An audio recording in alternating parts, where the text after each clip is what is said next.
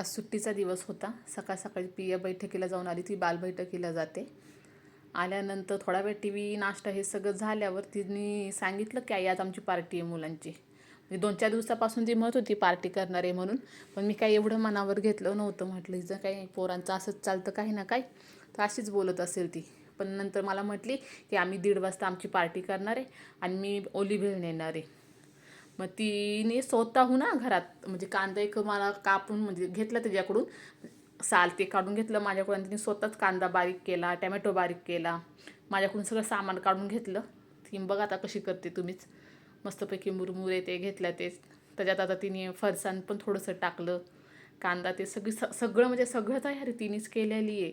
घरात मागच्या वेळेस मी पाणीपुरीसाठी चटणी आणली होती, तर ती रेडीमेड चटणी भेटती बघा, तर ती चटणी होती थोडीशी, ती घेतली तिने आणि पाण्यामध्ये गूळ टाकला भिजत, कारण ती जास्त तिखट खात नाही पलक.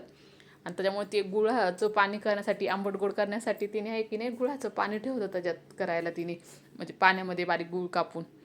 आणि मग स्वतः भेळ बनवत बसली. बघा कशी छान बनवते ती. मी म्हटलं जाऊ दे आता, घरातल्या घरातच बनवतं ते, बाहेरचं काही मागत नाही आणि जाऊ दे. आणि सगळी पोरं आमच्याच फ्लोअरची ओळखीचीच आहेत आणि तिच्याच वयाची मस्त ते हे ना असे खेळत असतात, काही ना काही त्यांचं मेहनत नाही एखाद्या दिवशी असं चालत असतं. मला फक्त, आणि तिला भेळ खूप आवडती. बघा कशी तयारी करते ती. सगळं व्यवस्थित सांग तिला, म्हणजे माहीत असतं काय टाकायचं, मला काही विचारतही नाही.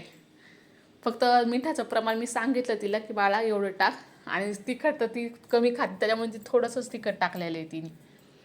आता बघा ही पाणीपुरीची चटणी तिच्या हातात. मागच्या वेळेस मी घरी पाणीपुरी केली होती ना, तर त्याच्यासाठी ती रेडीमेडवाली चटणी भेटती बघा तिखट पाण्यासाठी.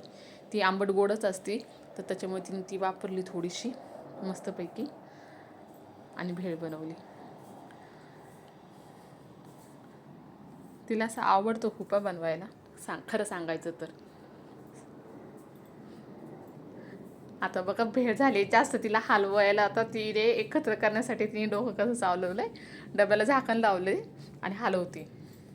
पण ते व्यवस्थित हल्लं नाही गेलं, त्याच्यामुळे तिने परत माझ्याकडून एक भांडं घेतलं दुसरं, त्याच्यात सगळं काढलं बघा ते भेळ. कोथिंबीर नव्हती घरात, त्याच्यामुळे मग तिने पुदिन्याची पानं टाकली म्हणा. बघा तिने किती सुंदर हे केलं आहे. आणि नंतर डब्यात भरली. आणि नंतर बघा तिच्या फ्रेंडची मी तुम्हाला सांगते, ओळखून देते. त्यांनी बाहेर पॅसेजमध्ये बसणार होते, पण नंतर म्हटलं गॅलरीतच बसा. मग ती तिच्या फ्रेंडच्या गॅलरीमध्ये बसले ते बघा. ही तिची जवळची फ्रेंड नेहा, त्याच्यानंतर रिशांग, क्षितेज आणि वरुण.